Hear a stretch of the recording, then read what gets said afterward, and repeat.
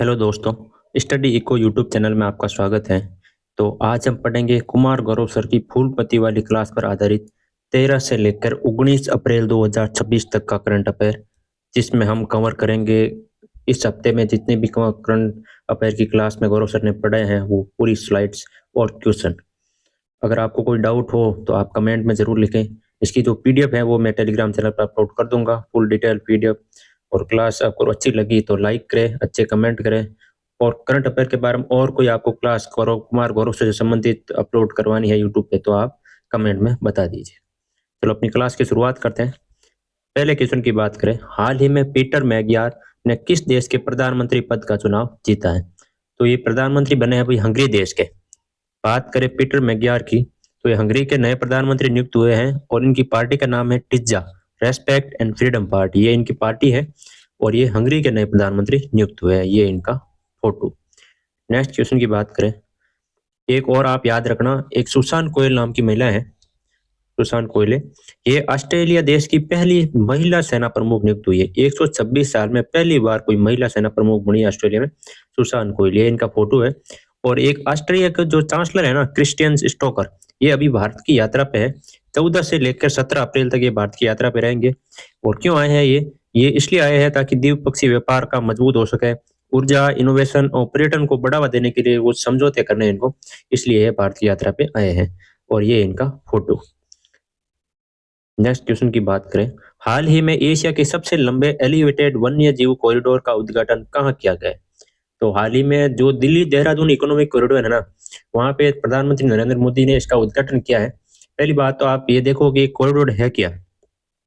ये पूरा कॉरिडोर है दिल्ली टू देहरादून, 2.5 घंटे का कॉरिडोर, मतलब लगभग 210 किलोमीटर का एक कॉरिडोर है। इसकी जो लागत है वो है 11,868 करोड़।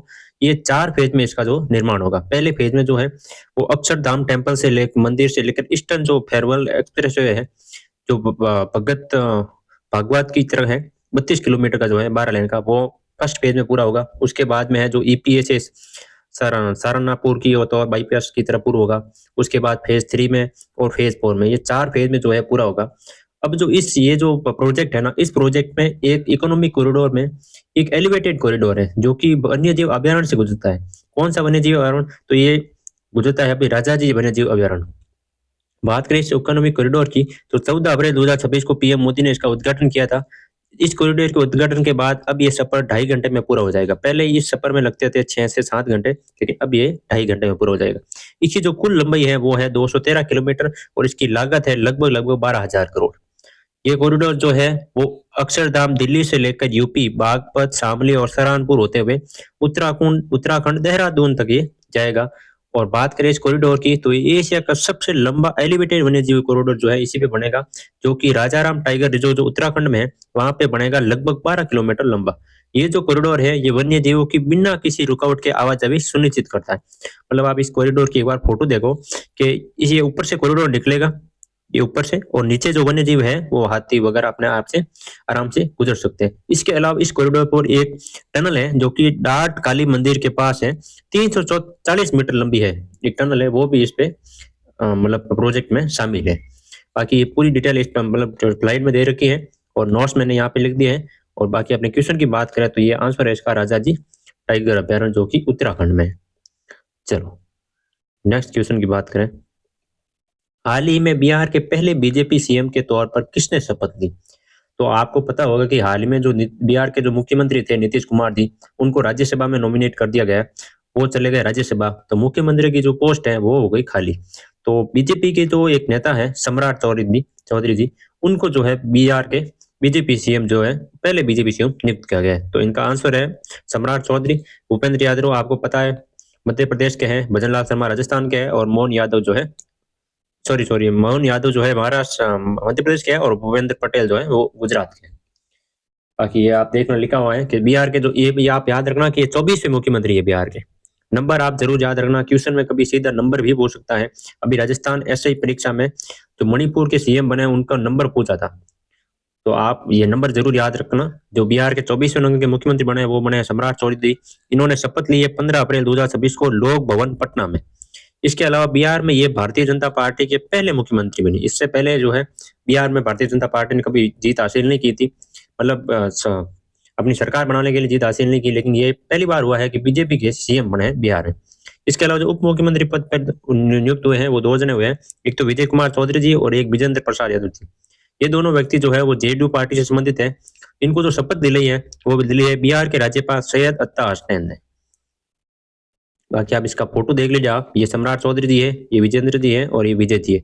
ये दोनों उप मुख्यमंत्री है और सम्राट चौधरी जो है मुख्यमंत्री नियुक्त हुए हैं।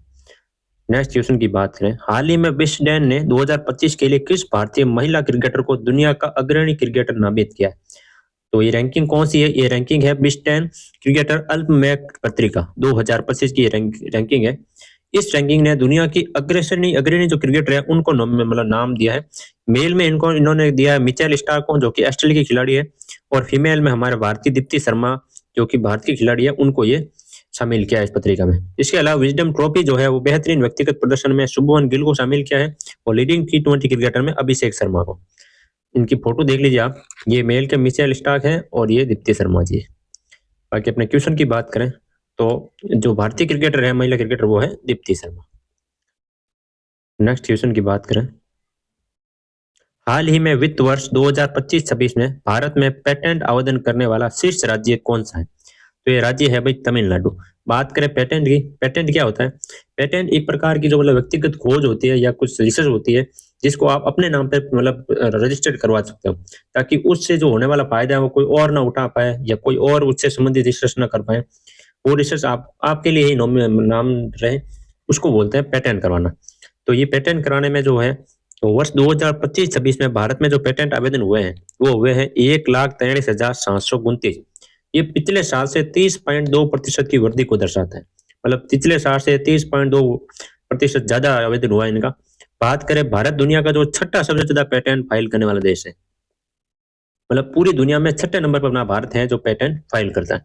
बात करें ये पेटेंट किस मंत्रालय के अंदर आता है, तो ये आता है वाणिज्य और उद्योग मंत्रालय, जिनके मंत्री हैं पीयूष गोयल जी। इनके अंतर्गत ये आता है पेटेंट फाइल करना। और सर्वाधिक पेटेंट आवेदन की बात करें तो पहले नंबर पर है तमिलनाडु, दूसरे नंबर पर है कर्नाटका और तीसरे नंबर पर है महाराष्ट्र। अपने क्वेश्चन में महाराष्ट्र तमिलनाडु का पूछा है, पहले नंबर पर कौन है? इसके अलावा जो भारत में जो पेटेंट एक्ट है वो 1970 का एक्ट है और ये पेटेंट जो है 20 साल के लिए मिलता है। 20 साल के बाद जो है आपको रिन्यू कराना पड़ता है या फिर उस पेटेंट से संबंधित कोई भी लाभ ले सकता है। बाकी आप स्लाइड देख लीजिए, पेटेंट एप्लीकेशन जो कि इंडियन पेटेंट एक्ट 1970 के तहत दिया जाता है। नेक्स्ट क्वेश्चन की बात करें, हाल ही में भारत ताइवान औद्योगिक पार्क विकसित करने के लिए किस राज्य सरकार के साथ समझौता हुआ है? तो समझौता किस बात के लिए हुआ है? औद्योगिक पार्क स्थापित करने के लिए। किस किस के मध्य हुआ? एक तो गुजरात सरकार के मध्य और एक ताइवान की एजिलेंस इंटरनेशनल कंपनी लिमिटेड के साथ। क्या समझौता हुआ इन्होंने? इन्होंने समझौता किया सानंद जो धोलेरा क्षेत्र है वहां पे एक भारत ताइवान औद्योगिक पार्क विकसित करना। ये क्यों कर रहे हैं भाई? ये कर रहे हैं सेमीकंडक्टर, इलेक्ट्रॉनिक्स विनिर्माण और पारिस्थितिक तंत्र को मजबूती प्रदान करने के लिए। ये जो समझौता कर रहा है इसके तहत जो ताइवान की कंपनी 5 साल में 1,000 करोड़ का निवेश करेगी और लगभग 12,000 नौकरियां पैदा करेगी। इसके अलावा ये ताइवान सरकार ने इससे पहले भी एक समझौता किया है दिसंबर 2025 में कर्नाटक राज्य के साथ। ऐसा ही समझौता हुआ है जिसके तहत वो कर्नाटक में भी जो है सेमीकंडक्टर हब बनाने के लिए समझौता करेंगे। बाकी अपना आंसर है इसमें गुजरात के साथ हाल ही में समझौता हुआ है, उससे पहले जो कर्नाटक ने किया था। बाकी इनकी स्लाइड देख लीजिए, ये समझौता कर रहे हैं गुजरात के जो मुख्यमंत्री है भूपेंद्र पटेल जी और ये ताइवान के जो कार्यकर्ता। नेक्स्ट क्वेश्चन की बात करें, हाल ही में उत्कर्ष 2029 रणनीति किसने लॉन्च की? तो ये रणनीति लॉन्च की भारतीय रिजर्व बैंक ने। क्यों की है भाई?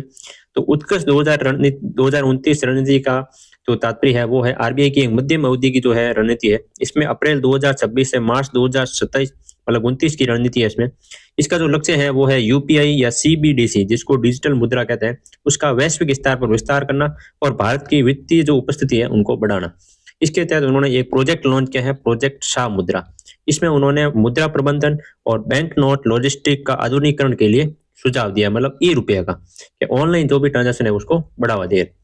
इस उत्कृष्ट 2029 रणनीति के तहत उन्होंने 6 स्तंभ बताए हैं, जिसमें से पहला है मजबूत विनियमन, ग्राहक केंद्रितता, प्रतिस्पर्धी बाजार, प्रभावी तकनीक हो, भविष्य के लिए तैयार कोई संगठन हो और वैश्विक भारत की ओर पहुंच हो।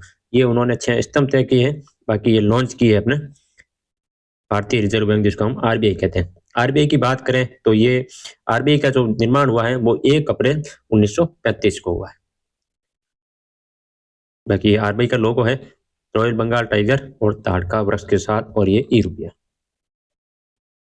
नेक्स्ट क्वेश्चन की बात करें, हाल ही में 3 नए आईटी प्लेटफॉर्म सूप, कॉप्स, ई एजेक्सेशन पोर्टल और सी सेक किसने लॉन्च किए? तो ये लॉन्च किए भाई सेबी ने। बात करें तीनों पोर्टल की, तो एक तो है भाई सूकॉप्स पोर्टल, इस ये है यूनिवर्सल कम्युनिकेशन प्लेटफॉर्म।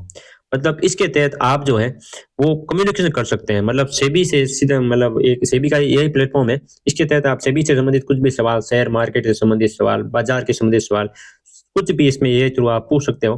दूसरे की बात करें तो वो दूसरा है ई एजेक्शन ई पोर्टल। इसके तहत जो है वो ई न्यायिक पोर्टल है, मतलब ये मामलों की जो सुनवाई है वो ऑनलाइन हो सके, इसके लिए इन्होंने ये लॉन्च किया है। इसके अलावा एक और है सी डेस्क, जिसको साइबर सेक ऑडिट कंप्लायंस कहते हैं। ये साइबर सुरक्षा के लिए किया है, ताकि क्या है कि आप सेबी से संबंधित कोई भी जानकारी प्राप्त करो तो इसमें आपको साइबर हमला से सुरक्षा मिलती रहे। इसका लक्ष्य क्या है भाई? तो इसका लक्ष्य है ईज ऑफ डूइंग बिजनेस को बढ़ाना और सेबी के डिजिटल इंफ्रास्ट्रक्चर को आधुनिक बनाना, ये इसका उद्देश्य है। बाकी ये लॉन्च किया है सेबी ने। सेबी की फुल फॉर्म है security exchange board of India, जिसको हम हिंदी में बोलते हैं भारतीय प्रतिभूति विनियमन बोर्ड। इनके द्वारा ये 3 प्लेटफॉर्म लॉन्च किए। आप नाम याद रखना, एक तो है सुपकॉप्स, दूसरा ई एजेक्शन और तीसरा है सी सेक। बाकी सेबी का डिजिटल मास्टर मास्टर स्लाइड। हाल ही में आईपीएल में 4000 रन बनाने वाले सबसे कम उम्र के खिलाड़ी कौन है? तो ये खिलाड़ी बने हैं भाई शुभमन गिल। इन्होंने ये उपलब्धि 26 साल और 216 दिन में पूरा की है। इससे पहले जो ये रिकॉर्ड था ये था विराट कोहली जी के नाम पे, जो कि 27 साल 195 दिन में ये उन्होंने आईपीएल में 4000 रन पूरे किए थे। बाकी आईपीएल 4000 रन पूरे शुभमन गिल है। इसके अलावा ये गुजरात टाइटंस टीम से खेलते हैं। इससे पूर्व रिकॉर्ड जो विराट कोहली का है। इसके अलावा जो ICC men's player of the month March महीने के बने हैं वो बने हैं भाई संजू सैमसन। आप ये नाम भी इसके साथ याद रखना। बाकी ये स्लाइड है, इन्होंने 26 साल 216 दिन में 4000 रन पूरे किए थे, और विराट कोहली ने 27 साल 195 दिन। नेक्स्ट क्वेश्चन की बात करें, हाल ही में प्रतिभाशाली एथलीटों के डीएनए की मैपिंग के लिए स्पोर्ट्स जीनोमिक्स प्रोग्राम किसने लॉन्च किया? तो ये लॉन्च किया अभी गुजरात सरकार ने। क्यों लॉन्च किया है? तो इन लॉन्च करने का उद्देश्य है 2030 तक कॉमनवेल्थ गेम के लिए 10,000 एथलीटों के आनुवंशिक नमूने का विश्लेषण करना। और आपको पता होगा 2030 का जो कॉमनवेल्थ गेम है वो है अहमदाबाद में होगा, गुजरात में। तो उसके लिए खिलाड़ियों को तैयार करना और उसका आनुवंशिक जो है विश्लेषण करना, उसके लिए ये लॉन्च हुआ है। इसका जो कार्यान्वयन करेगी वो करेगी गुजरात बायोटेक्नोलॉजी रिसर्च सेंटर और एक गुजरात की स्पोर्ट्स अथॉरिटी। इन दोनों ने मिलकर इनका क्रियान्वयन किया है, और इसका जो उद्देश्य है वो है प्रतिभाशाली एथलीटों के डीएनए की मैपिंग करना। मतलब एथलीटों की डीएनए का मैपिंग करके वो पता लगाना कि वो उसके लिए क्या जरूरी है, मतलब कुछ रोग वगैरह है तो नहीं है, या किस प्रकार की कमी वगैरह है, उसको किस प्रकार की ट्रेनिंग देनी है, इसके लिए ये मैपिंग करेगी। बाकी प्रोग्राम का नाम है स्पोर्ट्स जीनोमिक प्रोग्राम, गुजरात सरकार द्वारा शुरू किया गया। नेक्स्ट क्वेश्चन की बात करें, बाकी स्लाइड है जेनेटिक एनालिसिस रिपोर्ट गुजरात सरकार। हाल ही में इराक का नया राष्ट्रपति किसे नियुक्त किया गया है? तो इराक के जो नए राष्ट्रपति बने हैं वो बने हैं भाई निजार अहमेदी। बात करें निजार अहमेदी की, तो ये इराक के नए राष्ट्रपति नियुक्त हुए हैं, और इनकी जो पार्टी है वो है patriotic union of Kurdistan, PUK, ये इनका फोटो। इसके अलावा एक इस्माइल उमर गुल्दे है, ये जिबूती के राष्ट्रपति बने हैं लगातार छठी बार ये हासिल इन्होंने जीत हासिल की है राष्ट्रपति के पद पर रुक रहे जिबूती देश के लिए। चलो नेक्स्ट क्वेश्चन की बात करें, हाल ही में इसरो ने गगनयान मिशन के लिए दूसरा इंटीग्रेटेड एयर ड्रॉप टेस्ट कहाँ किया है? तो ये किया है आंध्र प्रदेश के विशाखापट्टनम में। बात करें इस मिशन की, तो गगनयान मिशन का ये दूसरा इंटीग्रेटेड एयर ड्रॉप टेस्ट है।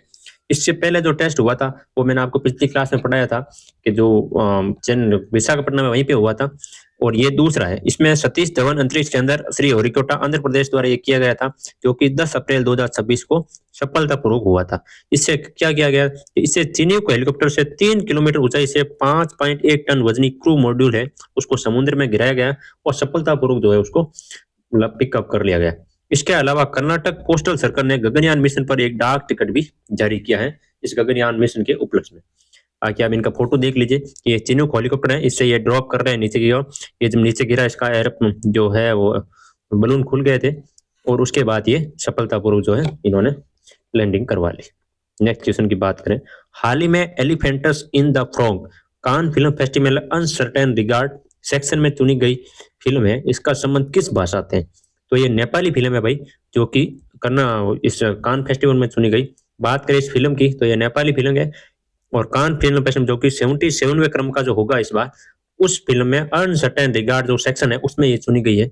बात करें इस फिल्म की तो इस फिल्म के निर्देशक है अविनेश अविनाश विक्रम शाह और ये फिल्म नेपाल के एक गांव में हाथियों के हमलों से प्रभावित एक परिवार और माँ बेटी के रिश्ते पर केंद्रित फिल्म है। बाकी इस फिल्म का आप पोस्टर देख लीजिए, elephants in the apogee fog, और ये है इनके डायरेक्टर।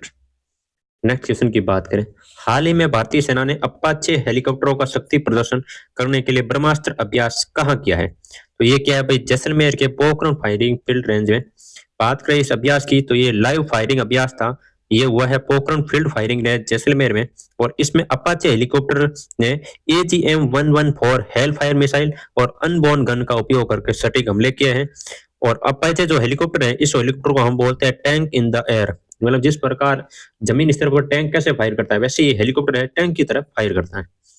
मतलब इसको टैंक इन द एयर, मतलब हवा में एक टैंक कहते हैं। बाकी अभ्यास का नाम है ब्रह्मास्त्र अभ्यास। बाकी इस आपका फोटो देख लीजिए हेलीकॉप्टर का, ये हेलीकॉप्टर है अपाचे हेलीकॉप्टर और ब्रह्मास्त्र जो है अभ्यास है। बाकी इससे पहले मैंने एक गगनयान विषय में बताया था चिनूक के एयरक्राफ्ट, मतलब हेलीकॉप्टर, और ये है अपाचे। दोनों नाम अलग अलग है और दोनों का काम भी अलग अलग है, ठीक है, आप याद रखना। नेक्स्ट क्वेश्चन की बात करें, हाल ही में जैव रसायन और उद्भिद विज्ञान में ISO 15192020 मान्यता हासिल करने वाला पहला आयुर्वेदिक विज्ञान संस्थान कौन सा है? तो ये है भाई CARI बेंगलुरु। बात करें इस अभियान की अनुसंधान की तो केंद्रीय आयुर्वेदिक अनुसंधान संस्थान है जिसको हम CARI बोलते हैं, जो कि बेंगलुरु में स्थित है। ये जैव रसायन और रुधिर विज्ञान में ISO 15,189 2022 मान्यता हासिल करने वाला पहला आयुर्वेदिक संस्थान बना है देश का। यह संस्थान केंद्रीय आयुर्वेदिक विज्ञान अनुसंधान परिषद के अंतर्गत आता है और यह सफलता CARI बेंगलुरु को एक सेंटर ऑफ एक्सीलेंस के रूप में स्थापित करती है। मतलब इस उपलब्धि हासिल करने के बाद जो है वो रिसर्च करना और जो है छात्रों द्वारा जो है रिसर्च में जो भी कामकाज मतलब होता है डॉक्यूमेंट्स, वो आसानी से हो सकता है। बाकी इनकी फोटो देख लीजिए, ये है CARI बेंगलुरु। नेक्स्ट क्वेश्चन की बात करें, हाल ही में भारत के पहले global wild life institution Vantara university की आधारशिला कहाँ रखी गई? तो ये आधारशिला आपको पता होगा, वनतारा कहाँ पे है? वनतारा है गुजरात में, तो यहीं पे आधारशिला रखी गई है। बात करें वनतारा यूनिवर्सिटी की तो आधारशिला जामनगर गुजरात में इसकी रखी गई है। ये भारत का पहला ग्लोबल वाइल्ड लाइफ इंस्टीट्यूट है, ये याद रखना, भारत का ये पहला है जो कि ग्लोबल वाइल्ड लाइफ इंस्टीट्यूशन है। इसका उद्देश्य क्या है भाई? तो इसका उद्देश्य है wild life conservation, veterinary sciences और जानवरों के रेस्क्यू और रिहेबिलिटेशन में एक्सपर्ट तैयार करना। चलो बाकी आप इसका फोटो देख लीजिए आप, ये अनंत अंबानी जी, ये मुकेश अंबानी जी है जो कि ये पूजा अर्चना कर रहे हैं यूनिवर्सिटी के लिए। नेक्स्ट क्वेश्चन की बात करें, हाल ही में महात्मा ज्योतिराव फुले की 200वीं जयंती का उत्सव शुरू हुआ है। इनका जन्म किस राज्य में हुआ है? बात करें महात्मा ज्योतिराव फुले की तो इनका जन्म पुणे महाराष्ट्र में 1827 में हुआ था। भारत सरकार द्वारा जो है 11 अप्रैल 2026 से इनकी 200वीं जयंती पर 2 साल तक चलने वाला एक राष्ट्रव्यापी उत्सव शुरू किया है, जिसको लीड करने वाले कमेटी के हेड बने प्रधानमंत्री मोदी जी खुद। इनके अलावा जो महात्मा इनकी उपाधि है वो दी है बीटल दा कृष्ण जी ने, और 1873 में महाराष्ट्र में सत्य शोधक समाज की स्थापना भी इन्होंने की है। तो इनका जो जन्म हुआ है क्वेश्चन के अनुसार, तो उनका जन्म हुआ है महाराष्ट्र पुणे में। बाकी ये इनका photo Mahatma Jyotirao Phule. Next question की बात करें, हाल ही में मशहूर पार्श्व गायिका आशा भोसले जी का निधन हो गया है। इनका निधन हुआ कहाँ पे? तो इनका निधन हुआ है मुंबई के अस्पताल में। बात करें आशा भोसले जी की तो ये भारत की एक मशहूर पार्श्व गायिका है और ये 12 अप्रैल को 92 वर्ष की उम्र में मुंबई में इनकी निधन हो गया था। इन्होंने 12,000 प्लस गाने भी गाए हैं जिनका गिनीज बुक ऑफ वर्ल्ड में रिकॉर्ड है, दर्ज है। इसके अलावा इनको 2008 में पद्म भूषण, 2000 में दादा साहेब फाल्के पुरस्कार और 1997 में ग्रैमी पुरस्कार से नामित होने वाली पहली भारतीय गायिका ये बनी थी। बाकी इनके आप पुरस्कार याद रखना, कारण हाल ही में इनकी डेथ हुई थी। क्वेश्चन आपको पूछ सकता है कॉम्पिटिशन में कि पद्म विभूषण 2008 में मिला था, दादा साहेब फाल्के पुरस्कार 2000 में मिला था और ग्रैमी पुरस्कार जो है 1997 में मिला था। बाकी ये इनका फोटो। नेक्स्ट क्वेश्चन की बात करें, हाल ही में international day of human space flight कब मनाया गया? तो ये मनाया गया 12 अप्रैल को। बात करें इस दिवस की तो ये दिवस है international day of human space flight, मतलब मानव अंतरिक्ष उड़ान दिवस। 12 अप्रैल को ये मनाया गया था। 12 अप्रैल को ये क्यों मनाते भाई? क्योंकि 12 अप्रैल 1961 को अंतरिक्ष में जाने वाले पहले व्यक्ति यूरी गागरिन जो कि सोवियत संघ के थे वो बने थे। तो उनकी याद में इस उपलब्धि की मतलब उपलक्ष्य में 12 अप्रैल को ये दिवस मनाते हैं। बात करें विश्व का पहला उपग्रह की तो ये था स्पुतनिक फर्स्ट 1957 में रूस द्वारा ये लॉन्च किया गया था। और अंतरिक्ष में जाने वाली पहली महिला की बात करें तो वैलेंटिना थी 1963 में। और मैग्ना कार्टा ऑफ स्पेस संधि 1967 की है। इसके अलावा जो चांद पर जाने वाले पहले व्यक्ति है वो बने हैं नील आर्मस्ट्रॉन्ग और बज एल्ड्रिन जो कि 20 जुलाई 1969 में वहां पहुंचे थे। इसीलिए 20 जुलाई को हम चांद दिवस भी मनाते हैं, ये भी आप याद रखना। 12 अप्रैल को तो मानव अंतरिक्ष उड़ान दिवस और 20 जुलाई को चांद दिवस। बाकी मानव अंतरिक्ष उड़ान दिवस 12 अप्रैल का एक प्रोग्राम है, आप एक बार साइड में देख लें। ये फोटो देखो, कल्पना चावला जी के फोटो है जो कि भारत की पहली महिला जो चांद पर जाने वाली बनी थी। नेक्स्ट क्वेश्चन, हाल ही में किस देश की लारा कोर्डोसो T20I की एक पारी में 9 विकेट लेने वाली दुनिया की पहली महिला खिलाड़ी बनी है? तो ये ब्राजील देश की भी महिला खिलाड़ी है, नाम है इनका लोरा कार्डोसो जो कि ब्राजील की है। इन्होंने T20 में एक ही पारी में 9 विकेट लेने वाली दुनिया की पहली महिला खिलाड़ी के रूप में उपलब्धि हासिल की है। ये जो है लेसोतो देश के खिलाफ जो है इन्होंने ये हासिल की उपलब्धि। बात करें लेसोतो देश की तो ये लेसोतो देश अफ्रीका महाद्वीप में है और ब्राजील देश दक्षिण अमेरिका महाद्वीप में। बाकी ये इनका फोटो। नेक्स्ट क्वेश्चन की बात करें, हाल ही में भारत की सेना ने किसके साथ संयुक्त सैन्य अभ्यास डस्ट लीग प्रारंभ किया है? तो ये क्या भाई? उज्बेकिस्तान देश के साथ। बात करें संयुक्त सैन्य अभ्यास डस्ट लीग की तो ये अभ्यास भारत और उज्बेकिस्तान के मध्य होता है। इसका हाल ही में 7वां संस्करण हुआ था जो कि 12 से 25 अप्रैल 2026 को नमगांग उज्बेकिस्तान में आयोजित हुआ था। इस आयोजन में मतलब सैन्य अभ्यास में भारतीय दल के लगभग 60 जवान शामिल हुए थे। इससे पहले जो हुआ था संस्करण, छठा संस्करण हुआ हुआ था हमारे भारत देश के पुणे में, महाराष्ट्र में, जो कि 2025 में हुआ था। मतलब एक साल भारत में होता है और एक साल उज्बेकिस्तान में। ये एक वार्षिक अभ्यास है, मतलब एक साल में एक बार होता है। बाकी ये अभ्यास का photo, India Uzbekistan joint exercise dust league 7 2026। Next question की बात करें, हाल ही में चर्चा में रहे नव वर्ष विश्व का संबंधित किससे है? तो एक विश्व का संबंध तो भाई केरला राज्य से। इससे अलावा नव वर्ष कौन कौन से है? तो इसके अलावा एक विश्व में मैंने आपको बताया अभी केरल का है जो कि मलयालम नव वर्ष की शुरुआत का प्रतीक है, जो मैडम महीना का जो है शुरुआत है। इसके अलावा एक है वैसाखी पर्व जो कि पंजाब में होता है। ये गुरु गोविंद सिंह द्वारा खालसा पंथ की स्थापना जो हुई थी 1699 में, उनकी याद में ये मनाया जाता है। इसके अलावा एक है पुंथाडू जो कि तमिलनाडु का त्योहार है और चित्तरई महीने की शुरुआत का प्रतीक है। इसके अलावा बोआग बिहू जो कि असम का है, एक पोइला वैसाख जो कि पश्चिम बंगाल का है और पाना संक्रांति ओडिशा का है। सूर्य के मेष राशि में प्रवेश होने वाले जो त्योहार है 14 अप्रैल को जिसको नव वर्ष बोलते हैं, वो सभी राज्यों का मैंने आपको बता दिया है। बाकी अपने क्वेश्चन के हिसाब से इसका आंसर केरला है। और बाकी इसकी आप स्लाइड देख लीजिए कि ये है हैप्पी वैसाखू जो कि पंजाब में होता है, और हैप्पी विशु जो मलयालम न्यू वर्ष है केरला का, एक हैप्पी बोहाग बिहू जो कि असम का है, हैप्पी पाना संक्रांति जो कि उड़ीसा की है, हैप्पी पुंथुडू जो कि तमिलनाडु का है, और हैप्पी पोहिला वर्ष जो बैसाखी तो बंगाली न्यू वर्ष है पश्चिम बंगाल का। ये स्लाइड में ही आपको बता दिए और लिख के भी बता दिया आपको। चलो नेक्स्ट क्वेश्चन की बात करें, हाल ही में भारत की काबिल को किस देश की सरकार से 5 लिथियम ब्लॉक के लिए पर्यावरण मंजूरी मिली? पहली बात तो ये काबिल क्या है? तो काबिल एक भारत की एक सरकारी स्वामित्व वाली कंपनी है जो कि खान मंत्रालय के अधीन आती है, जिसकी स्थापना 2019 में नई दिल्ली में हुई थी। तो इसका जो पूरा नाम है वो है खनिज विदेश इंडिया लिमिटेड, जिसको हम काबिल बोलते हैं। इस कंपनी ने अर्जेंटीना के साथ एक समझौता किया है 5 लिथियम ब्लॉकों की खोज के लिए और उनके विकास के लिए पर्यावरण मंजूरी जो इनको मिल चुकी है। इस जो परियोजना है उसकी जो लागत है वो है 200 करोड़ रुपए।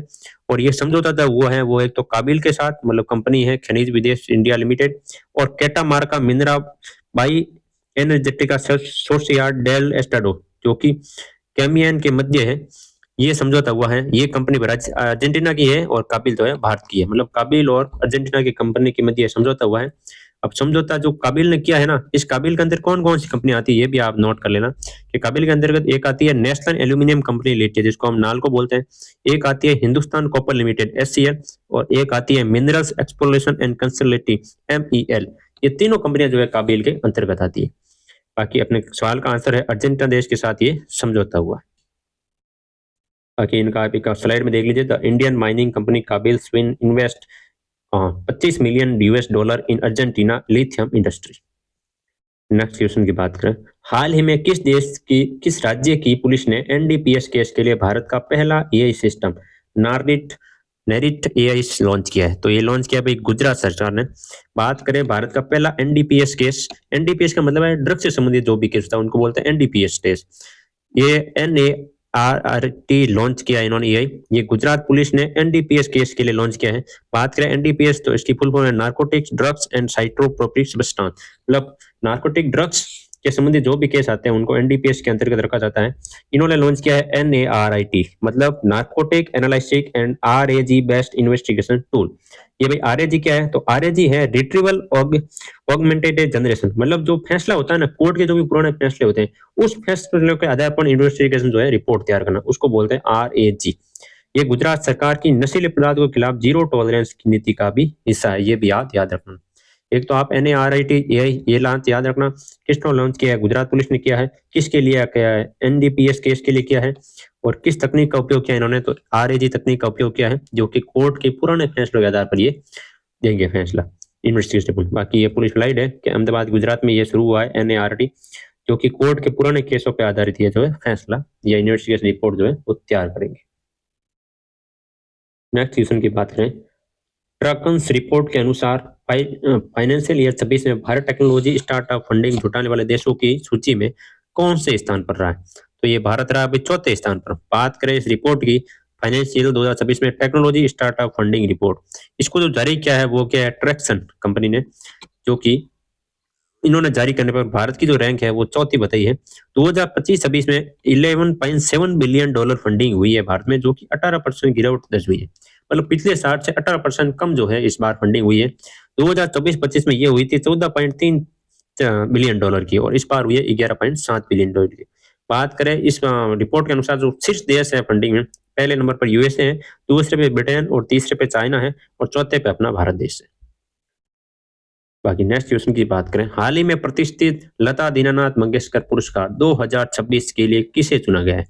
तो ये चुना गया अभी कैलाश सत्यार्थी को, लता दीनानाथ मंगेशकर पुरस्कार। इस पुरस्कार की बात करें तो इस साल का मिला है कैलाश सत्यार्थी जी को, जो कि इस साल 5वां संस्करण है। इस कैलाश सत्यार्थी जी को 2014 में एक पाकिस्तान की जो यूसुफ मलाला है उनके साथ नोबेल पुरस्कार भी मिला हुआ है शांति का। ये पुरस्कार जो है प्रतिवर्ष मास्टर दीनानाथ मंगेशकर की पुण्यतिथि पर प्रदान किया जाता है। ये मास्टर दीनानाथ मंगेशकर कौन थे? तो ये लता मंगेशकर और आशा भोसले जी के पिताजी हैं, तो इनकी पुण्यतिथि पर यह प्रदान किया जाता है। इसके अलावा यह पुरस्कार 2025 में कुमार मंगलम बिरला को, 2024 में अमिताभ बच्चन जी को, 2023 में आशा भोसले जी को, और 2022 में प्रधानमंत्री नरेंद्र मोदी जी को ये प्रदान हो रखा है। बाकी इस अवार्ड को देख लो, ये कैलाश सत्यार्थी का फोटो है, जिसमें 2022 में प्रधानमंत्री नरेंद्र मोदी जी को मिला है, 23 में आशा भोसले जी को, 24 में अमिताभ बच्चन जी को, और 25 में कुमार मंगलम बिरला जी को, और इस साल ये 5वां संस्करण था। नेक्स्ट क्वेश्चन की बात करें, हाल ही में NN मैराथन स्टारडम में 48 साल पुराना नेशनल मैराथन का रिकॉर्ड किसने तोड़ा? तो ये तोड़ा भाई सावन बरवाल जी ने।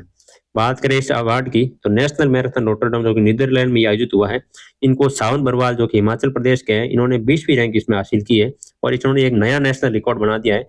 इस मैराथन को इन्होंने 2 घंटे 11 मिनट और 58 सेकंड में पूरा किया है। इससे जो पुराना रिकॉर्ड था वो था 1978 में शिवनाथ सिंह जी का, जिन्होंने ये मैराथन 2 घंटे 12 मिनट और 0 सेकंड में पूरी की है। मतलब सिर्फ कम 2 सेकंड कम मतलब पूरी करके मैराथन इन्होंने ये रिकॉर्ड बना देना है।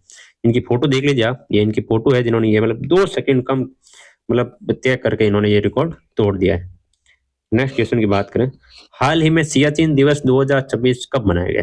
तो ये मनाया गया 13 अप्रैल को। बात करें इस दिवस की, तो यह दिवस 13 अप्रैल 1984 में जो ऑपरेशन मेघदूत हुआ था ना, उसकी याद में चलाया गया था। ये अभियान विश्व की सबसे ऊंची युद्ध भूमि जो है 20,000 फीट ऊंचाई पर, जो कि कारकोरम रेंज में स्थित है, उसको विजय मतलब हासिल करने के उपलक्ष्य में ये सियाचिन दिवस जो है मनाते हैं। बाकी ये सियाचिन जो है इसका डे का फोटो है। बाकी ये सियाचिन है कहाँ पे? तो ये यहाँ पे फोटो एक दिया रखा है। बाकी अक्साई चीन, ये गिलगिट बल्टिस्तान, और ये बीच में ये जो है ये सियाचिन का फोटो। नेक्स्ट क्वेश्चन की बात करें, हाल ही में देशव्यापी नारी शक्ति युवा संसद का आयोजन किसने किया है? तो ये किया है युवा मामले और खेल मंत्रालय ने।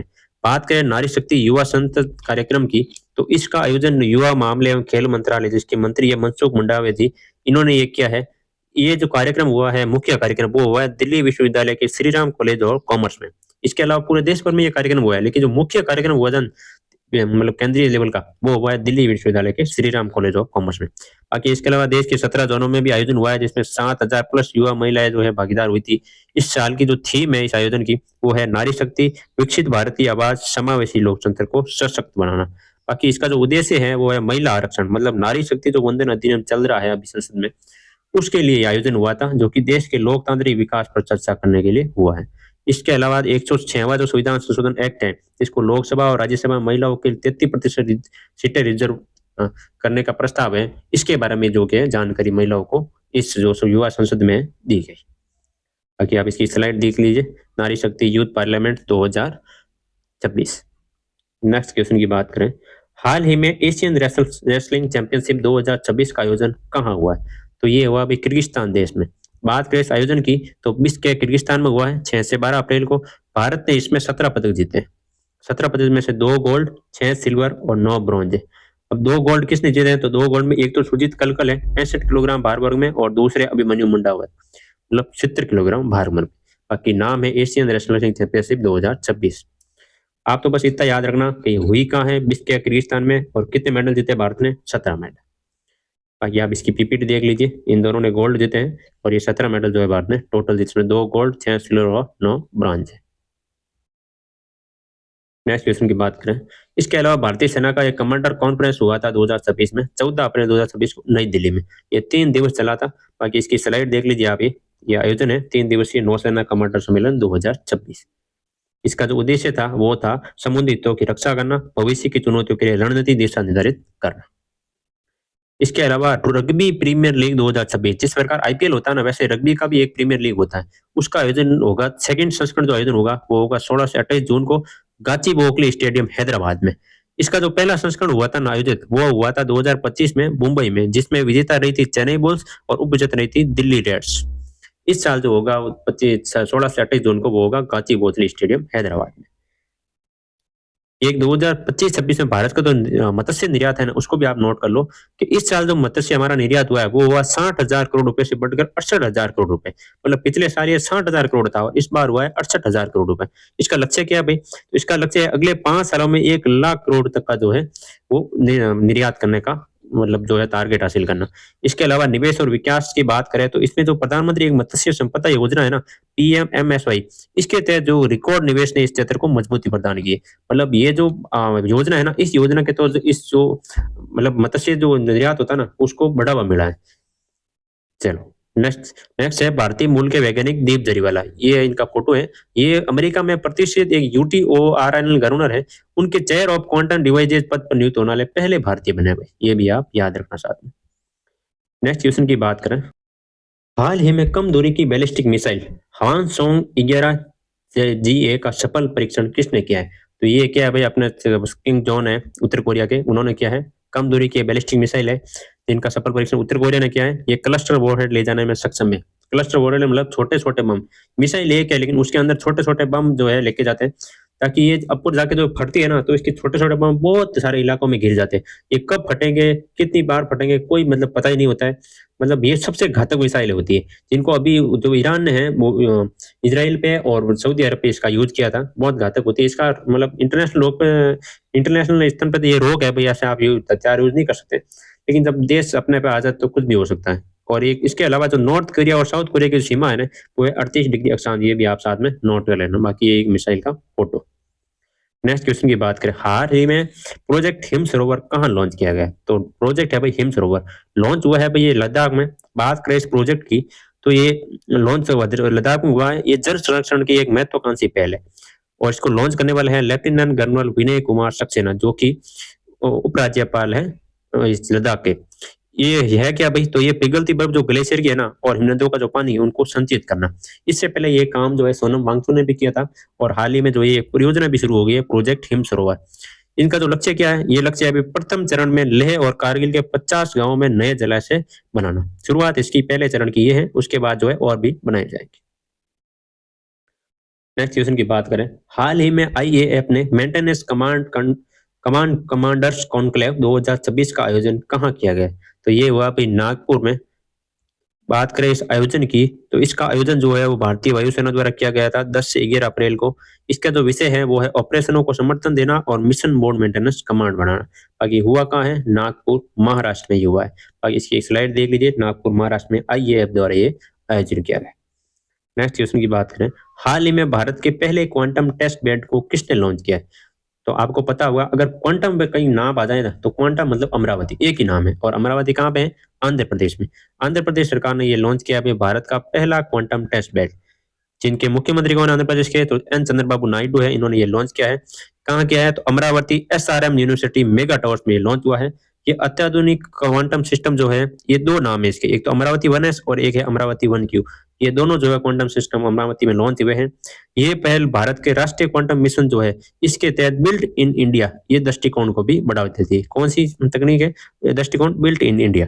इसके अलावा ये क्यों शुरू हुआ है? ये शुरू हुआ है विदेशी तकनीक पर निर्भरता कम करना और स्वदेशी हार्डवेयर को बढ़ावा देना। बाकी ये इनका फोटो है, भारत का पहला quantum computer test bed launch Amaravati Andhra Pradesh. ये आंध्र प्रदेश के मुख्यमंत्री है M Chandrababu Naidu. Next question की बात करें, 14 अप्रैल 2026 को डॉक्टर पी.आर. अम्बेडकर की कौन सी जयंती मनाई गई? तो ये जयंती हुई भी 136वीं। बहुत इंपॉर्टेंट क्वेश्चन है, आप नोट कर लेना। इस क्वेश्चन को आप पूरे डिटेल में पढ़ते एक बार, ठीक है। तो पहला डॉक्टर बी.आर. अम्बेडकर जी की जो जयंती है वो हुई 136वीं जयंती, जो कि 14 अप्रैल 2026 को मनाई गई। अब बात करते हैं डॉक्टर बी.आर. अम्बेडकर की, तो इनका जन्म हुआ है भाई 14 अप्रैल 1891 को महू मध्य प्रदेश में। इनके पिताजी थे रामजी मालोजी सकपाल और माताजी थी भीमाबाई। इन्होंने दलित, शोषित, पिछड़े वर्गों के लिए संघर्ष किया। इस संघर्ष में क्या किया भाई? तो इन्होंने एक मार्च सत्याग्रह चलाया था 1927 में। बहिष्कृत हितकारिणी सभा का 1923 में इन्होंने स्थापना की थी। एक इंडिपेंडेंट लेबर पार्टी 1937 में इसने स्थापना की थी, और एक शेड्यूल कास्ट फेडरेशन जिसकी स्थापना 1942 में इनके द्वारा की गई। इनके अलावा इन्होंने पत्रिका भी लॉन्च की, एक मूकनाई पत्रिका 1920 में और दूसरी बहिष्कृत भारत पत्रिका 1927 में। इनका जो निधन हो गया, महापरिनिर्वाण इसको बोलते हैं, वो हुआ था 6 दिसंबर 1956 को। इसके अलावा भारतीय संविधान के ये जनक है भाई, और भारत के प्रथम कानून मंत्री भी ये बने। इन्होंने पूना पैक्ट 1932 में गांधी जी के साथ किया था। ये संविधान सभा की प्रारूप समिति के अध्यक्ष भी रह सके हैं 29 अगस्त 1947 को। इसके अलावा इन्होंने अनुच्छेद जो 32 है संविधान का, उनको संविधान की आत्मा भी कहा है। इनको भारत रत्न 1990 को मिला था मरणोपरांत, और इनका जो स्मारक है चैत्य भूमि वो मुंबई में है। इन्होंने बौद्ध धर्म ग्रहण किया था 1956 को, जो कि मानवतावादी दृष्टिकोण को दर्शाता है। इसके अलावा इन्होंने महिलाओं के अधिकारों के लिए हिंदू बिल कोड बिल है 1951 वो भी पेश किया था। बात करें इनकी बुक्स की, तो Annihilation of Caste, the Untold Pillars, Buddha and Karl Marx, Buddha in his Dhamma, ये इनकी बुक है। और 14 अप्रैल 2026 को गांधीनगर गुजरात में राष्ट्रपति द्रौपदी मुर्मू द्वारा सामाजिक समरसता महोत्सव में भी इनके जो है भाग लिया इनके जयंती पर। ये जयंती कितने नंबर की थी आप याद रखना, 136वीं क्रम की जयंती थी। बाकी बाबा साहब डॉक्टर बी.आर. अम्बेडकर के 136वीं जयंती संसद भवन स्थित प्रेरणा स्थल पर मनाई गई। ये पीआईबी की न्यूज है, और ये मोदी जी जो है उस पर जिद कर रहे हैं तस्वीर में। नेक्स्ट क्वेश्चन की बात करें, हाल ही में भारतीय सेना ने अपने पहले ब्लू वाटर सेलिंग अभियान समुद्र साहस को कहां लॉन्च किया है? नाम क्या है भाई? समुद्र साहस। पहली बात तो पहला ब्लू वाटर सेलिंग अभियान समुद्र साहस है। अब नाम के हिसाब से आपको लगेगा कि इन्होंने जो भारतीय जो नेवी है उसने किया, नहीं, ये भारतीय सेना द्वारा शुरू हुआ भाई, ये याद रखना, हम कंफ्यूजन मत होना। भारतीय सेना द्वारा ये शुरू हुआ है मुंबई में।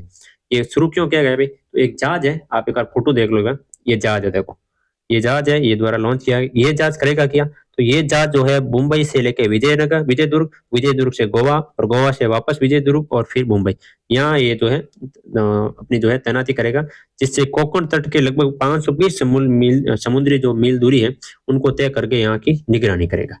तो ये समुद्र साहस है शुरू, पहला अभियान है भारतीय सेना द्वारा मुंबई में लॉन्च। नेक्स्ट क्वेश्चन की बात करें, हाल ही में केंद्र सरकार ने startup India fund of funds 2.0 के तहत कितना बजट जारी किया है? तो ये जारी किया भाई 10,000 करोड़ का। बात करें startup India fund of funds की, तो ये 2.0 है इस साल, जो कि 10,000 करोड़ रुपए का बजट इसके लिए मंजूर हुआ है। क्यों हुआ है? तो इसका उद्देश्य है स्टार्टअप इकोसिस्टम में पूंजी प्रवाह को बढ़ाना और नवाचार को बढ़ावा देना। इसके अलावा जो इसका क्रियान्वयन क्या है ना, कि फंड देगा कौन? तो वो देगा सिडबी, जिसको हम भारतीय लघु उद्योग विकास बैंक कहते हैं, small industrial development bank of India. इनके द्वारा ये जो है मतलब फंडिंग होगी। इसके अलावा ये जो startup India funds of fund 2.0 है, ये वाणिज्य और उद्योग मंत्रालय के अंतर्गत आता है। इससे जो पहला हुआ था startup India funds of fund 1.0, ये 16 जनवरी 2016 16 को लागू हुआ था और इस बार जो ये अप्रैल माह में लागू हुआ है। नेक्स्ट क्वेश्चन की बात करें, बाकी ये स्लाइड है, India startup funds of fund 2.0 10,000 crore investment boost innovation supporting startup and driving growth. Next question की बात करें, हाल ही में मोंटे कार्लो मास्टर्स 2026 का खिताब किसने जीता? अवार्ड कौन सा है भाई? मोंटे कार्लो मास्टर्स 2026 जीता है भाई जेनिक सिनर ने, जो कि इटली के हैं, और हारे हैं कार्लोस अल्गराज स्पेन के। ये जेनिक सिनर का फोटो है, जो कि ये अवार्ड जीतने के बाद मोंटे कार्लो जो मास्टर्स है इनको जीतने के बाद ये वर्ल्ड के नंबर 1 रैंकर बन गए। ये हुआ कहाँ है अभी? ये हुआ है फ्रांस में। नेक्स्ट क्वेश्चन की बात करें, हाल ही में ग्रामीण भारत में एक साइबर सुरक्षा जागरूकता प्रशिक्षण कार्यक्रम ई सेफ हर किसने लॉन्च किया? तो ये लॉन्च किया अभी सी डेक हैदराबाद ने। बात करें ई सेफ हर की, तो ये साइबर सुरक्षा जागरूकता प्रशिक्षण कार्यक्रम है जिसको रिलायंस फाउंडेशन के साथ सी डेक हैदराबाद द्वारा लॉन्च किया गया है। बात करें सी डेक की, तो सी डेक की फुल फॉर्म है centre for development of advance computing. इसको जो है वो माइटी मंत्रालय के अंतर्गत लॉन्च किया गया है, जिसको इलेक्ट्रॉनिक एवं सूचना प्रौद्योगिकी मंत्रालय कहते हैं। इसका उद्देश्य है 3 वर्षों में 10 लाख ग्रामीण महिलाओं को साइबर शक्ति के रूप में प्रशिक्षित करना। मतलब गांव में लुगाइयों को जो है साइबर शक्ति के रूप में प्रशिक्षित करना, और उसके बाद जो है वो जो औरतें हैं वो गांव में जो है डिजिटल जो है जागरूकता वो बढ़ाएगी। बाकी ये इनका फोटो है ई सेफर, जिसमें ये महिला है जिन्होंने प्रशिक्षण लिया है और ग्रामीण लुगाइयों की जो है ये बता रही है। एक आदमी बैठा हुआ यहाँ देखना फोटो पीछे है। नेक्स्ट क्वेश्चन की बात करें, हाल ही में नेशनल मूट कोर्ट प्रतियोगिता किसने जीती है? ये प्रतियोगिता है कि क्या भाई? तो ये प्रतियोगिता है भाई कोर्ट केस में जो लड़ते हैं ना मुकदमा वगैरह, तो उसमें किस प्रकार डिबेट की जाती है कोर्ट में, उस पर आधारित प्रतियोगिता हुई थी, जिसको बनारस हिंदू विश्वविद्यालय ने जीता है। बात करें इस प्रतियोगिता की, तो 9 से 11 अप्रैल को ये हुआ था, इंटीग्रल यूनिवर्सिटी लखनऊ द्वारा आयोजित, जिसमें बनारस हिंदू विश्वविद्यालय जो है इसमें विजेता रहा। इनामी राशि के रूप में 25,000 रुपए भाई इन्होंने दी है, बहुत बड़ी राशि दी है इनको, जो है इस अवार्ड जीतने पर 25,000 रुपए मिला है। बाकी इसके अलावा एक आप नाम याद रखना अनिता चौधरी का, मतलब राजस्थान करंट अफेयर से बहुत इंपॉर्टेंट है। उसके अलावा भी आप याद रखना इंटरनेशनल में, कारण इसका जो अवार्ड मिला वो मिला WWEF मतलब वर्ल्ड वाइल्ड लाइफ फंड की तरफ से अवार्ड मिला है, मछली नेशनल अवार्ड। ये मछली नेशनल अवार्ड क्या है भाई? ये एक बाघिन है भाई मछली, जिसको आप बोलते हैं रणथंभौर की बाघिन थी मछली, उनके नाम पे ये अवार्ड शुरू किया गया था WWF द्वारा। ये मिला अभी अनिता चौधरी को, जो कि राजस्थान के शेरगढ़ वन्यजीव अभ्यारण्य है ना 12 जिले का, वहां पे एक तैनात अधिकारी है।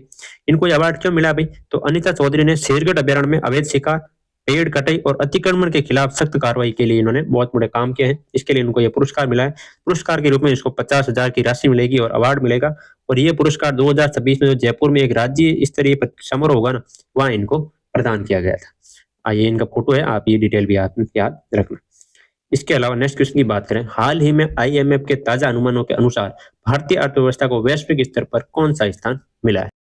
तो ये स्थान मिला है भाई छठा। पिछले साल ये 5वें स्थान पर था, इस साल छठा स्थान मिला है। बात करें IMF द्वारा अर्थव्यवस्था रैंकिंग, जो कि अप्रैल 2026 में जारी हुई है, इसमें पहले स्थान पर यूएसए है जिसकी इकोनॉमी है $30.8 ट्रिलियन। दूसरे स्थान पर चाइना है जिसकी इकोनॉमी है $19.6 ट्रिलियन। तीसरे स्थान पर जर्मनी है $4.7 ट्रिलियन। और चौथे स्थान पर जापान है $4.44 ट्रिलियन। मतलब जर्मनी और जापान के बीच ज्यादा अंतर नहीं है। उसके बाद 5वें स्थान पर यूके है $4.26 ट्रिलियन। और छठे स्थान पर भारत है $4.15 ट्रिलियन। 2000 जो 15-24-25 था उसमें हम 5वें स्थान पर थे और एक स्थान नीचे गिर गए। अब ये रैंकिंग गिरने का कारण क्या है? तो एक कारण था रुपया का कमजोर होना। आपको पता है ईरान जो वॉर चल रही है, ऊपर से जो टैरिफ चल रहा है यूएसए का, उसके कारण जो रुपया दिन ब दिन कमजोर हो रहा है, इसके कारण भी जो भारतीय इकोनॉमी उस पर प्रभाव पड़ा है। और दूसरा है जीडीपी बेस ईयर को परिवर्तित करना।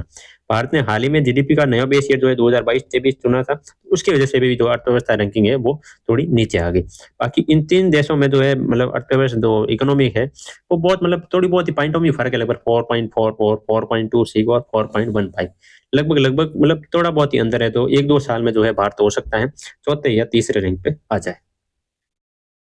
बाकी ये IMF रैंकिंग में पिछड़ा भारत अर्थव्यवस्था मिला छठा स्थान। क्यों मिला है भाई? रैंकिंग क्यों गिरी? एक तो वैश्विक स्तर पर जो है भारत की रैंकिंग में गिरावट हुई है, विकास रफ्तार में धीमी गति है और दुनिया में बड़ी अवस्थाओं में पिछड़ा भारत है। चुनौतियां बड़ी है और सुधार की जरूरत और भी ज्यादा है।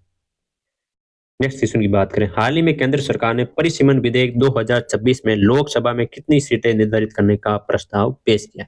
बहुत इंपॉर्टेंट क्वेश्चन है भाई, मैं फुल डिटेल के साथ इसको आप समझाऊंगा, थोड़ा 5-6 मिनट लगेंगे, आप ढंग से आप समझना। तो क्वेश्चन है भाई परिसीमन विधेयक का, तो इसको सीटें बढ़ाइए भाई, 550 प्रस्ताव था, बढ़ा देंगे। ये है क्या भाई? तो परिसमन विधेयक डेलिमिशन ऑफ मिशन जो बिल है 2026, ये है। ये 131वां संविधान संशोधन बिल था, जिसको अर्जुन राम मेघवाल जी ने संसद में पेश किया था। इस बिल के अंतर्गत जो है लोकसभा सीटें जो है वो 543 से बढ़ाकर 850 करने का प्रस्ताव रखा गया, जिसमें 815 सीटें राज्यों के लिए और 35 सीटें जो यूनाइटेड टेरिटरी है, मतलब केंद्र शासित प्रदेश है, उनके लिए जो रखने का प्रस्ताव था। ये जो परिसीमन आयोग है ना, वो लोकसभा और विधानसभा में निर्वाचन क्षेत्र का है, वो मतलब जो है वो निर्धारित करता है। ये परिसीमन आयोग आर्टिकल 42 में जो इसका उल्लेख है। इसके अलावा आर्टिकल 334 में ये भी लिखा गया है कि परिसीमन के तुरंत बाद जो है लोकसभा और विधानसभा में महिलाओं के लिए 1/3 सीट रिजर्व करने का जो है मतलब प्रस्ताव था। इसके अलावा जो भारत में जो परिसीमन एक्ट है वो 2002 का है, जो अब निरस्त हो जाएगा अगर ये परिसीमन विधेयक पास होता है तो। अब नहीं होगा तो ये निरस्त नहीं होगा, एक्ट 2002 वाला ही रहेगा, अगर हुआ तो ये निरस्त हो जाएगा। इसके अलावा परिसीमन आयोग के जो हेड है, इसमें एक तो सुप्रीम कोर्ट के न्यायाधीश रहते हैं, एक मुख्य चुनाव आयुक्त रहते हैं जो कि पदेन सदस्य होते हैं। ये खुद भी रह सकते हैं या अपने द्वारा जो है किसी और को भी जो है इलेक्ट कर सकते हैं, वो भी रह सकता है। इसके अलावा राज्यों के जो है मुख्य चुनाव आयोग रहते हैं, हर राज्य का एक। बात करें भारत में परिसमन की, तो ये 4 बार हुआ है। एक तो 1952 में, 1963 में, 1973 में और 2002 में। 2002 में जो परिसमन आयोग था, उनकी जो समिति थी वो थी कुलदीप सिंह समिति। अब ये परिसमन आयोग के बारे में हो गया। अब बात करते हैं आगे की। परिसमन आयोग मैंने आपको पूर्व बताया ये कि सीटों की संख्या जो है निर्वाचन आयोग क्षेत्रों की संख्या निर्धारित करता है, निर्वाचन क्षेत्रों की सीमा तय करता है, लोकसभा विधानसभा में सीटों की जो संख्या है वो जनगणना के आधार पर तय करता है। सबसे बड़ा जो लोकसभा क्षेत्र था वो मल्कागदी तेलंगाना था, जिसमें 29 लाख के लोग थे, और दूसरा सबसे बड़ा लोकसभा क्षेत्र था गाजियाबाद, जो कि यूपी का है। सबसे छोटे की बात करें लोकसभा क्षेत्र, वो है लक्षद्वीप का 47,000, जिसमें वोटर है। इसके अलावा मैंने आपको पढ़ा है अभी आर्टिकल 82, जिसमें प्रत्येक 10 वर्ष की जनगणना के बाद परिसमन आयोग गठित होगा, संसद द्वारा ये लिखा गया है। और आर्टिकल 170 है, जिसमें विधानसभा का भी परिसमन होगा। बाकी परिसमन आयोग मैंने आपको बताया, एक तो 1952 का, 1962 का, 72 का और 2002 का। इसके अलावा आप ये बात याद रखना कि भारत में जो परिसमन है वो होता कैसे है। ये पहली बार तो 1971 में हुआ था, जिसमें 54 करोड़ जो है जनसंख्या थी, जिसमें 543 सीटें तय की गई थी।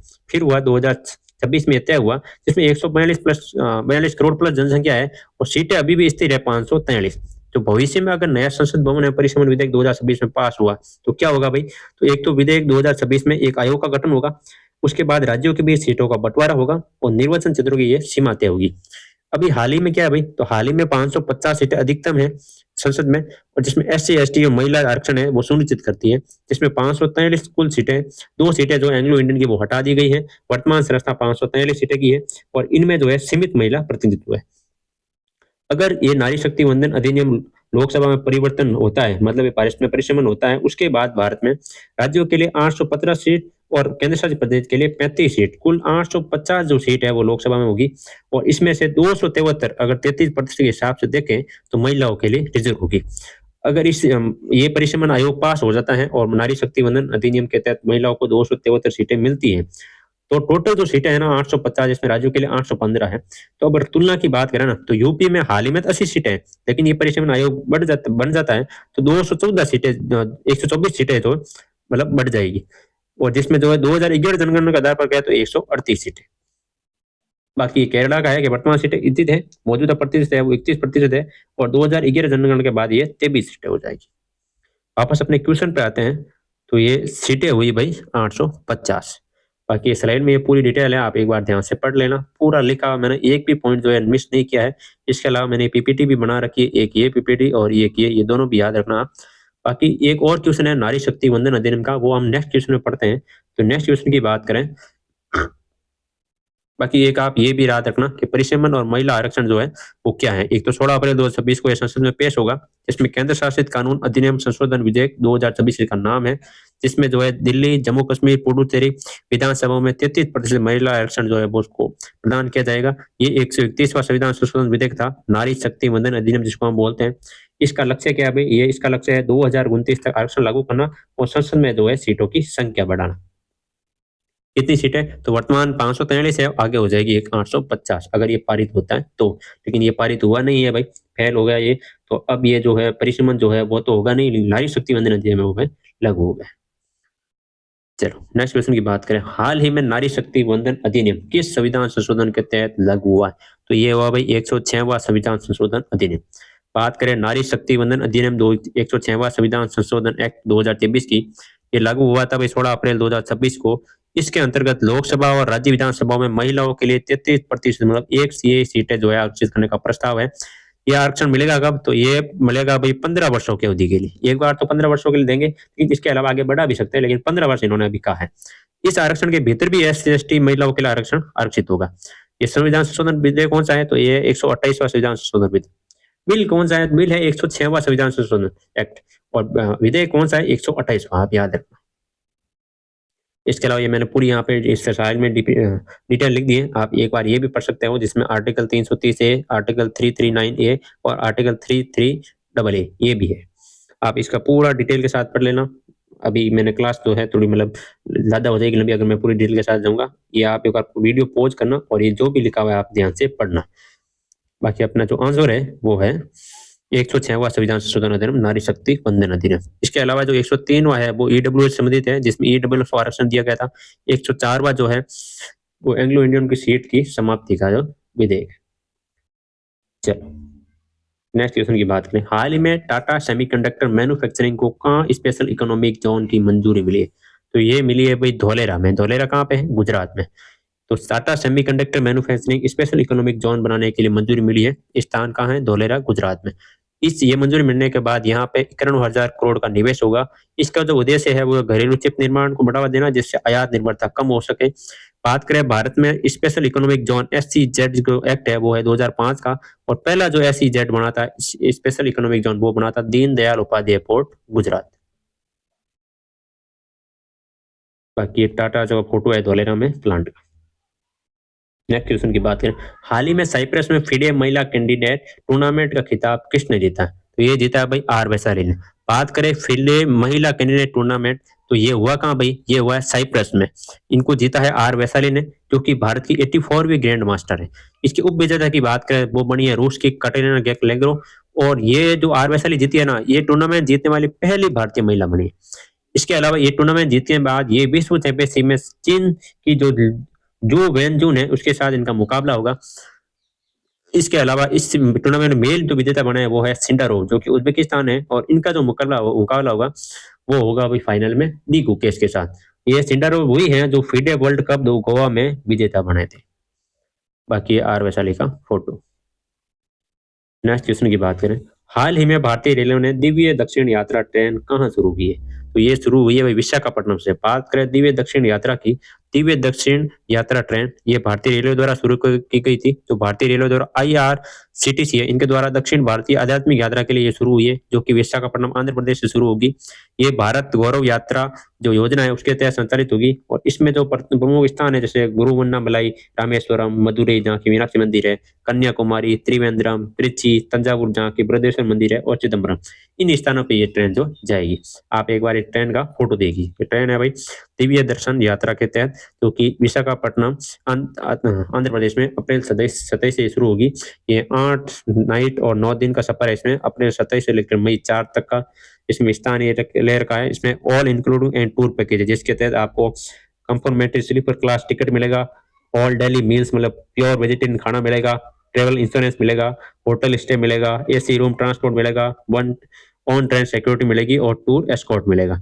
इसके तहत जो किराया है ना वो है एडल्ट के लिए 14,700 रुपए, और बच्चों के लिए है 13,800 रुपए। ज्यादा किराया नहीं है भाई। अगर कोई घूमना चाहता है तो यहाँ पे जा सकता है। यहाँ पे QR कोड दे रखा है, अगर आप QR कोड स्कैन करोगे तो ये आपको मतलब फाइल खुल जाएगी, जो भी है आप डिटेल भर देना, और जो जा सकता है वो चले जाना। बाकी योजना है IRCTC इंडियन रेलवे की। नेक्स्ट क्वेश्चन की बात करें, हाल ही में GE एरोस्पेस ने भारत में F404 इंजन डिपो सुविधा स्थापित करने के लिए समझौता किया है। इस इंजन का संबंध किससे है? तो ये भाई तेजस लड़ाकू विमान का इंजन है। ये समझौता किसके साथ हुआ है? तो ये हुआ भाई GE एरोस्पेस USA की एक कंपनी के साथ समझौता हुआ है। क्यों हुआ है भाई? ये हुआ भाई तेजस के जो F404 इन 20 इंजन है ना, उसकी डिपो सुविधा जो है भारत में स्थापित करना, मतलब जो भी इंजनों की मरम्मत होगी है, ओवरऑल जो भी मतलब जो ये सर्विस होती है वो विदेशों पर निर्भरता कम करना और भारत में ही जो है इसकी सुविधा शुरू करना। इस एग्रीमेंट में तीन एक एचएएल है, हिंदुस्तान एरोनॉटिकल लिमिटेड, इसने साइन की है। इसने ये साइन के साथ 113 F408 इंजन के लिए समझौता हुआ है, जिसके लिए उन्होंने $1 बिलियन जो है वो समझौता किया, $1 मिलियन का। बाकी ये एग्रीमेंट पे साइन कर रहे हैं इंडियन एयरफोर्स। नेक्स्ट क्वेश्चन की बात करें, हाल ही में सुपर सेल्स साथी मोबाइल ऐप किसने लॉन्च किया है? तो लॉन्च कौन किया, किसने किया है? एलआईसी ने। ये है क्या भाई? एक तो है माई एलआईसी ऐप जो कि ग्राहकों के लिए है, और एक है सुपर सेल्स साथी ऐप जो कि एलआईसी जो फील्ड स्टाफ है ना, जिसको हम बीच में ब्रोकर बोलते हैं, जो मतलब ब्रोकर तो क्या बोलोगे आप, मतलब डीलर्स होते हैं ना, जो आपको एलआईसी के बारे में बताते हैं, कौन सी टर्म इंश्योरेंस लेनी चाहिए, आपको कैसा बीमा कराना चाहिए, उसके बारे में जो बताते हैं उसको बोलते हैं सुपर सेल्स साथी ऐप। उनके लिए लॉन्च हुआ है, जो कि 15 अप्रैल 2026 को वित्तीय सेवा विभाग के जो सचिव है एम नागाराजू, इनके द्वारा मुंबई में ये लॉन्च हुआ है। बाकी एक स्लाइड देख लीजिए, ये लॉन्च हुआ है भाई, एक तो सुपर सेल्स साथी जो कि फील्ड स्टाफ के लिए लॉन्च हुआ है, और माई एलआईसी जो है वो ग्राहकों के लिए लॉन्च हुआ है, जिसमें आपको जो है पॉलिसी के बारे में, असिस्टेंट सेल स्मार्ट के बारे में, ट्रैक क्लेम के बारे में, और प्रीमियम जो भी है आपको एलआईसी में जो बढ़ते हो ना किस्त वगैरह, उनके बारे में जो है जानकारी मिलेगी। नेक्स्ट क्वेश्चन की बात करें, हाल ही में चर्चा में रहा देश का पहला विशेष परमाणु मिसाइल ट्रैकिंग और समुद्री निगरानी जहाज कौन सा? तो ये जहाज है भाई INS ध्रुव।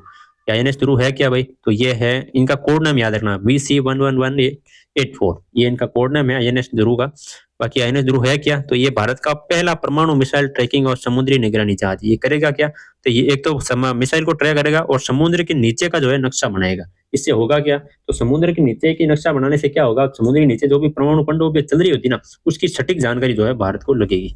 तो इसके लिए मतलब लॉन्च किया गया INS ध्रुव। इसको बनाया किसने भाई? इसको बनाया Hindustan shipyard limited SCL, DRDO और राष्ट्रीय तकनीकी अनुसंधान संगठन, जिसको NTR को बोलते हैं, इन तीनों ने संयुक्त रूप से इनका निर्माण किया है। बाकी ये फोटो है देश का पहला न्यूक्लियर ट्रैकिंग शिप, ये 10 दिसंबर गलत लिखा भाई, 10 अप्रैल होगा यहाँ पे, ट्रैकिंग शिप जो कि विशाखापट्टनम में लॉन्च हुआ है। इस तरह की शिप वाला भारत 5वां देश बना है। ठीक है, ये किसी भी मिसाइल और सैटेलाइट को ट्रैक कर लेगा। नेक्स्ट क्वेश्चन की बात करें, हाल ही में विश्व स्वर दिवस 2026 कब मनाया गया? तो ये मनाया गया भाई 16 अप्रैल को, और इस वर्ष की जो थीम है वो है हमारी आवाज की देखभाल। ये इस वर्ष की थीम है, मनाया कब गया? 16 अप्रैल को। इसके अलावा 16 अप्रैल 1883 को भारत की जो पहली ट्रेन चली थी ना मुंबई से ठाणे, जो कि 34 किलोमीटर चली थी, उसकी जो है याद में अब 2026 में इसकी 173वीं वर्षगांठ जो है मनाई गई। ये भी आप याद रखना। इसके अलावा 11 अप्रैल 2016 को यूपीआई जो यूनिफाइड पेमेंट इंटरफेस है ना, उसको लागू हुए भाई 10 साल पूरे हो गए। ये भी आप याद रखना, जो कि 2026 में 10 साल पूरे हुए। ये लागू हुई थी 11 अप्रैल 2016 को। बाकी ये पीपीटी है, विश्व आवाज दिवस 2026 की, वर्ल्ड वॉइस डे, अपनी आवाज अपनी ताकत। नेक्स्ट क्वेश्चन की बात करें, हाल ही में प्रधानमंत्री नरेंद्र मोदी ने श्री गुरु भैरवैक्य मंदिर का उद्घाटन कहाँ किया? तो ये क्या किया भाई? कर्नाटक के कन्नड़ जिले में। बात करें इस मंदिर की, तो एक मांड्या जिला कर्नाटक में इसको मतलब लॉन्च किया, मतलब उद्घाटन किया है। इसका उद्घाटन प्रधानमंत्री नरेंद्र मोदी ने खुद किया है, और 71 जो पीठाधिकारी थे बाल गंगाधर नाथ स्वामी, उनकी स्मृति में यह निर्माण हुआ है, जो कि आदि चंचनपुरी गिरी मठ में स्थित है। आगे ये स्लाइड में देख लेते, प्रधानमंत्री मोदी जो है मंदिर का उद्घाटन करते हुए। नेक्स्ट क्वेश्चन की बात करें, हाल ही में फाइनेंशियल ईयर 26 में भारत का शीर्ष व्यापारिक भागीदार देश कौन बना? तो हाल ही में जो फाइनेंशियल ईयर 26 में भारत की जो व्यापारिक रिपोर्ट है वो जारी हुई है, जिसमें चीन जो है पहले स्थान पर है। मतलब चीन से हमने जो इम्पोर्ट किया है ना, वो कितना किया है भाई? वो क्या है, $151.1 अरब, इतना हमने जो है इम्पोर्ट किया है। आयात कितना किया इसमें? इसमें आयात किया $131.5 अरब, और हमने बेचा कितना है, वो निर्यात किया है $19.5 अरब। इसके अलावा हमें घाटा कितना लगा भाई? हमें घाटा लगा $112.6 अरब का। मतलब 112.6 अरब डॉलर का जो है हमको घाटा लगा है। मतलब $151.1 अरब की टोटल मतलब जो व्यापार हुआ ना, उसमें चीन ने हमको $131.5 अरब का सामान बेचा है, और हमने उनको बेचा है $19.5 अरब का। मतलब ₹150 के जो मतलब व्यापार होता है ना, ₹150, चीन ने हमको बेचा ₹130 का माल, और हमने बेचा ₹20 का माल। मतलब हमें जो है ₹112 का जो घाटा हो रहा है हर साल। इस साल जो चीन जो पहले स्थान पर है, और पिछले 4 सालों में यूएसए था पहले स्थान पर, और चीन ने इसको इस साल पिछाड़ दिया है, और यूएसए जो है चीन के बाद सेकंड नंबर पे। बाकी इसे आपको देख लेना कि $19.47 बिलियन जो अपना जो है इंक्रीजिंग है एक्सपोर्ट है, और इंपोर्ट है इतना 131.63 मिलियन। नेक्स्ट क्वेश्चन की बात करें, हाल ही में इन्फोसिस ने किसे ग्लोबल ब्रांड एम्बेसडर नियुक्त किया है? तो ये नियुक्त किया भाई कार्लोस अलकराज को। ये इनका फोटो है, तो ये टेनिस स्टार है कालकुल अल्काराज जी, इनको इन्फोसिस ने ग्लोबल ब्रांड एम्बेसडर नियुक्त किया गया। इससे पहले कौन थे? इससे पहले राफेल नडाल और इगा स्वियाटेक थी। नेक्स्ट क्वेश्चन की बात करें, हाल ही में विश्व हीमोफीलिया दिवस 2026 कब मनाया गया? तो ये मनाया गया 17 अप्रैल को। बात करें विश्व हीमोफीलिया दिवस की, तो 17 अप्रैल को मनाया गया। इसकी जो थीम है वो है निदान देखभाल का पहला कदम। बात करें हीमोफीलिया की, तो ये एक आनुवांशिक रक्त विकार है जिसके तहत शरीर में खून के थक्के बनने वाले कारकों की कमी हो जाती है। कौन से कारक? एक तो फैक्टर 8 और एक फैक्टर 9, इनकी कमी हो जाती है। इसका जो इलाज क्या है? इसका एकमात्र इलाज है भाई, वो है फैक्टर रिप्लेसमेंट थेरेपी। मतलब जो फैक्टर 8 है और फैक्टर 9 है उसको आप रिप्लेसमेंट करा दो तो हो सकता है इसका इलाज हो जाए। नेक्स्ट क्वेश्चन की बात करें, बाकी ये स्लाइड है विश्व हीमोफीलिया दिवस diagnostic first step to care. Next question, हाल ही में राज्यसभा की डिप्टी चेयरमैन पद पर तीसरी बार नियुक्त होने वाले पहले सांसद कौन बने? तो ये बने अभी हरिवंश नारायण सिंह। ये तीसरी बार बने भाई, और इस बार ये निर्विरोध चुने गए थे 17 अप्रैल 2026 को। इनका नाम का जो प्रस्ताव दिया है वो है जेपी नड्डा जी ने दिया है, और ये सदन और मतलब ये लगातार तीसरी बार राज्यसभा डिप्टी चेयरमैन बने हैं। पहले 2018 में थे, 2020 में थे, और हाल ही में 2026 में वापस बने। ये इनका फोटो है। और सदन में जो मतलब लोकसभा राज्यसभा में अध्यक्ष उपाध्यक्ष का पद है उनका जिक्र हमारे संविधान में आर्टिकल 93 में है, और विधानसभा में जो अध्यक्ष उपाध्यक्ष का पद है उनका जिक्र आर्टिकल 178 में। नेक्स्ट क्वेश्चन की बात करें, हाल ही में चर्चा में रही सीबीआई के पहले वन्यजीव अभियान अपराध के सफल अभियोजन का संबंध किससे है? तो आपको मैं बता दूं कि एक मुकदमा हुआ था कि 2008 में जो मतलब जयपुर दिल्ली एयरपोर्ट था ना, इंदिरा गांधी एयरपोर्ट, वहां पे एक व्यक्ति था जयपुर की इंडियन आर्ट गैलरी का मालिक सैयद शाहिद अहमद कासानी। उनको दिल्ली की एक राउज रेवेन्यू अदालत ने जो है वो इस बार जो है मुकदमा मतलब दर्ज होने के बाद फैसला सुनाया है। क्यों सुनाया है? तो इनका इन पर एक आरोप है कि इन्होंने जो शहतूत शॉल है उसके जो आयात के लिए है ना, वो मतलब इलीगल जो है आयात क्या है, तो ये संबंध है शहतूत शॉल के बारे में। बात करें इसकी, तो तिब्बती मृगजवतान चिरू, ये इनका फोटो है। इनके बालों से जो है 7 और साल बनता है, उनकी अवैध तस्करी जो इन्होंने की है। किसने की है? तो जयपुर की इंडियन आर्ट गैलरी के मालिक सैयद शाहिद अहमद कसानी। ये जो है अवैध तस्करी के आरोप में दिल्ली जो राउज रेवेन्यू अदालत है उन्होंने इसको दोषी ठहराया है, और 12 मार्च 2026 को ये फैसला दिया है कि इनको 3 साल की कैद और 50,000 का जुर्माना जो भरना पड़ेगा। बात करें चिरू की, तो चिरू वन्य जीव संरक्षण अधिनियम 1972 की अनुसूची फर्स्ट में भी शामिल है। ये 17 सालों की लंबी लड़ाई हुई है भाई, मतलब 2008 से ये शुरू हुआ था, अब जाके इन्होंने ये फैसला सुनाया है कि सीबीआई जो अभियोजित होने वाले ये पहला वन्य जीव अपराध है। इसमें जो है सहयोग किसने किया है भाई इसमें? तो इसमें एक तो वन्य जीव अपराध ब्यूरो जिसको WCC भी कहते हैं, एक सीमा शुल्क कस्टम्स और भारतीय वन्य जीव संस्थान, इन तीनों ने मिलकर जो है इस केस को सुलझाया है। नेक्स्ट क्वेश्चन की बात करें, हाल ही में टाइम्स 100 2026 की सूची के सबसे प्रभावशाली लोगों की सूची में शामिल एकमात्र भारतीय एक्टर कौन है? तो ये है भाई रणवीर कपूर।